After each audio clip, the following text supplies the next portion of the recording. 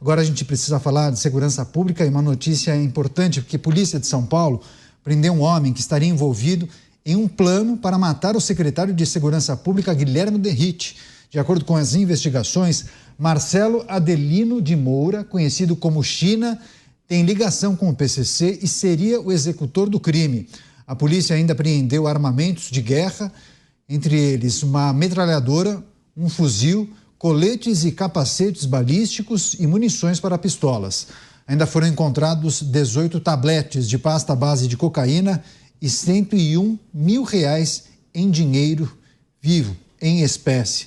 Roberto Mota, queria pedir a sua análise sobre essa situação. Enfim, descobriram um plano para executar Guilherme Derrite, que é o secretário de Segurança Pública de São Paulo.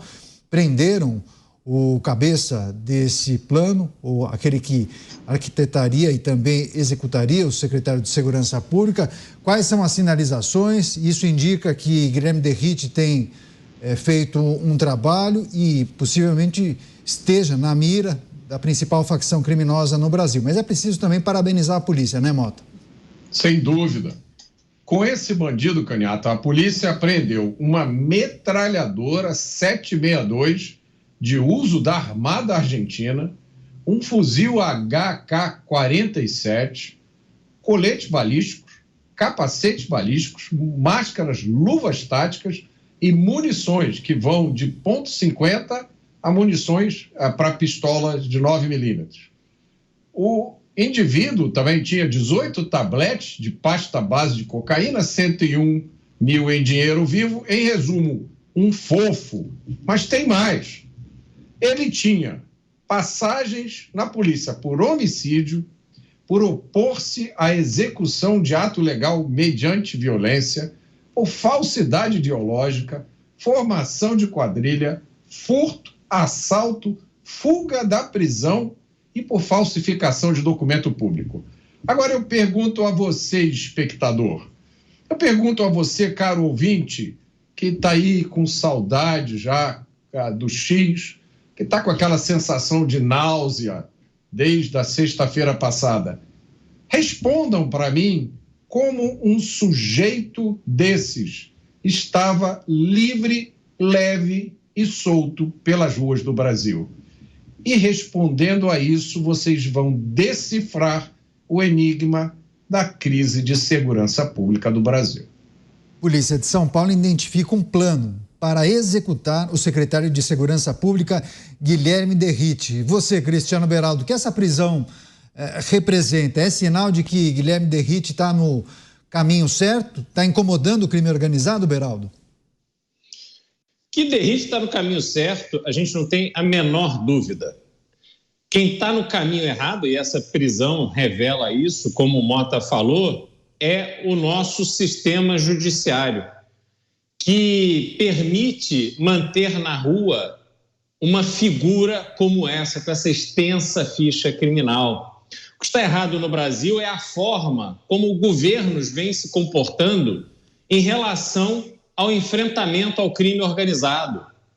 Como governos vêm tratando as polícias, que recebem cada vez menos investimento, com um déficit de pessoal imenso, com dificuldade de cumprir com o ritual básico de qualquer polícia séria de qualquer lugar do mundo.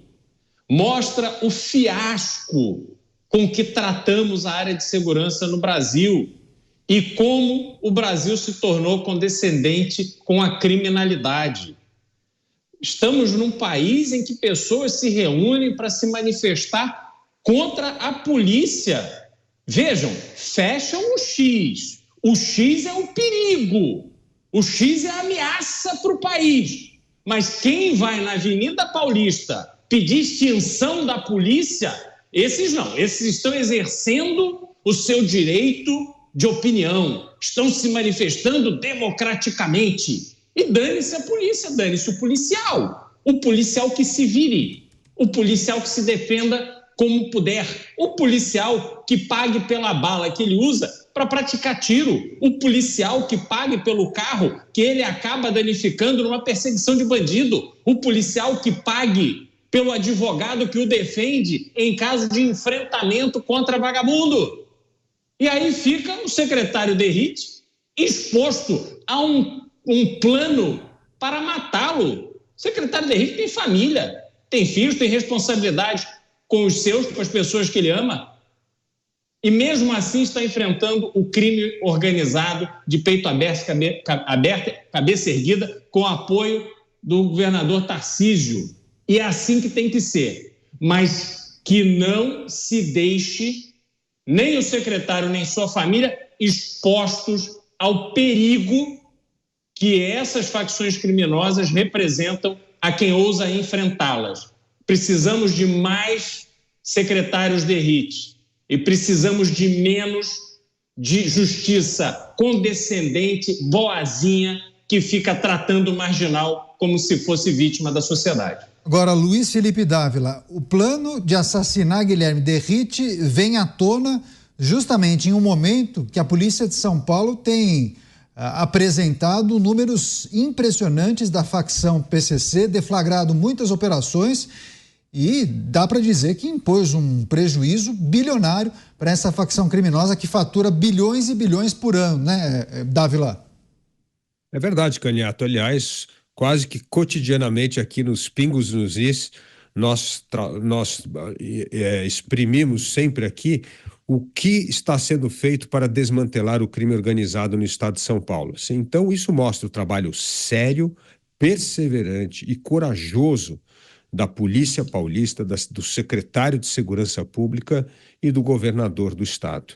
Isso está gerando, sim, desconforto no PCC. Todo dia aqui nós noticiamos o desmantelamento de mais uma lavagem de dinheiro ou apreensão de droga, de arma, e isso está criando desconforto na organização.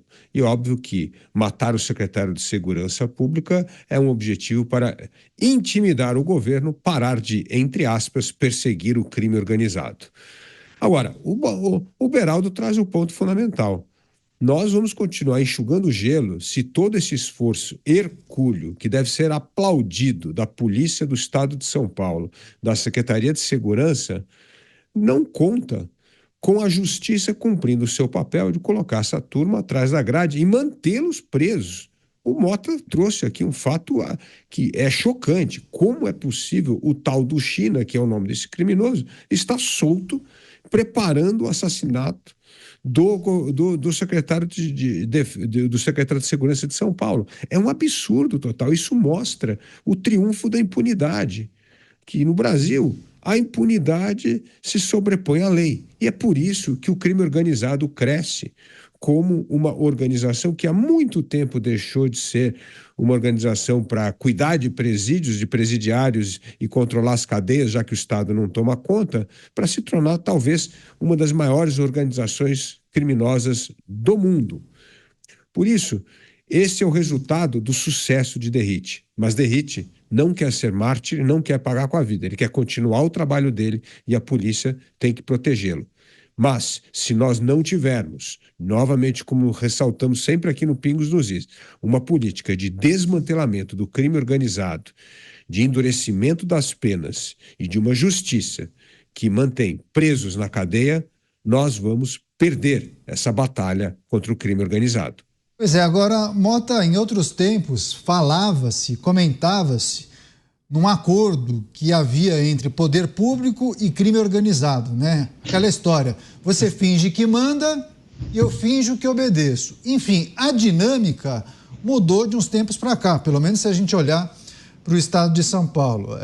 Quase que diariamente a gente destaca essas operações e uma quantidade absurda de dinheiro tem sido confiscado pela Polícia de São Paulo. A gente não está falando de 100 mil reais, 150 mil reais. A gente está falando de 8 bilhões de reais, assim. São números assustadores, né? O Beraldo, certa vez, comparou o PCC com a Petrobras. Talvez valha até mais, movimente valores superiores à Petrobras. Quando o Dávila menciona a história de enxugar gelo e a necessidade de mudanças austeras na nossa legislação, eu queria que você fizesse uma reflexão sobre essa necessidade de você nunca parar o enfrentamento à criminalidade, mas também ter o amparo da legislação para, naturalmente, você não trabalhar e, no final das contas, ver o camarada saindo da prisão dando tchauzinho, né? Existe uma dimensão do trabalho da polícia que a gente pode caracterizar como enxugar gelo, porque crime sempre existiu e sempre vai existir. Então, todos os policiais sabem disso. Você pode desbaratar uma quadrilha super sofisticada hoje e amanhã você já começa a investigar outra. Você prende um ladrão de celular hoje, amanhã acontecem outros roubos. Eu tenho um grande amigo que ontem teve o seu celular roubado aqui no Rio de Janeiro, da forma mais clássica, né? 2 sujeitos numa moto, ele parado na esquina cometendo o crime capital, que é um crime no Brasil, usar celular na rua. Ele teve o seu celular roubado com todas as suas informações financeiras e agora ele está vivendo um pequeno pesadelo. Então, há esse aspecto. Em qualquer lugar do mundo, a polícia não é que ela enxugue gelo. Eu vou oferecer aqui uma expressão melhor. Ela faz a manutenção da segurança pública. É como se você fizesse a manutenção de um automóvel. De vez em quando você tem que lavar, trocar o óleo, trocar o pneu. Se você não fizer isso, a máquina para de funcionar. Agora, o que nós estamos vendo, Caniato, no Brasil, que é peculiar neste exato momento no Brasil, mas não é único no Brasil. A gente está começando a ver esse fenômeno em outros países também. É um Estado que se preocupa obsessivamente com o discurso dos seus cidadãos, com o pensamento dos seus cidadãos, com as escolhas pessoais dos seus cidadãos e coloca isso como uma prioridade maior do que combater o crime comum violento. É isso que a gente vê em diversas ocasiões. Como eu citei aqui, são inúmeros os casos em que a falha em seguir determinado rito judicial à risca, faltou este pedaço aqui, faltou este passo, então está tudo anulado, volta para a estaca zero, libertem-se as pessoas. Tá? Enquanto, quando se trata de falar do discurso das pessoas, existe uma preocupação hoje no Estado, reparem, eu estou falando Estado brasileiro. Estado brasileiro inclui os 3 poderes. Vocês vão ver preocupação colocada em discursos magníficos, muito parecidos uns com os outros, né? Mas que giram sempre mesmo em torno dos mesmos assuntos, da necessidade de se combater o chamado discurso de ódio, com uma ênfase que eu nunca vi esses políticos usarem para falar da necessidade de desmantelar o domínio do narcotráfico sobre as comunidades. Aqui no Rio de Janeiro, em São Paulo, em Salvador, no Ceará, acontece no Brasil inteiro. Eu nunca vi as autoridades dos 3 poderes em uníssono dizerem que esse tal de novo cangaço é, sim, uma ameaça à soberania nacional e tem que ser tratado dessa forma. Eu nunca vi uma reação do Estado brasileiro tão dura, tão enfática, como eu vejo, às vezes, a reação do Estado brasileiro a uma simples postagem, a um meme, a uma frase dita por alguém. Então, eu acho que esse é um grande desbalanceamento que a gente vê hoje e não tenham dúvida, nesse vácuo que se abre de atuação do Estado, esse poder, esse Estado paralelo, ele ocupa. Se o Brasil tivesse em todos os estados um secretário de segurança com a disposição do DERIT, aí em São Paulo, tem também o Rogério Greco, em Minas Gerais, a justiça tem que ser feita. Há vários outros, muitos cujos nomes a gente não conhece. Eu conheço vários promotores que trabalham ali na primeira instância, fazendo esse enxugamento de gelo.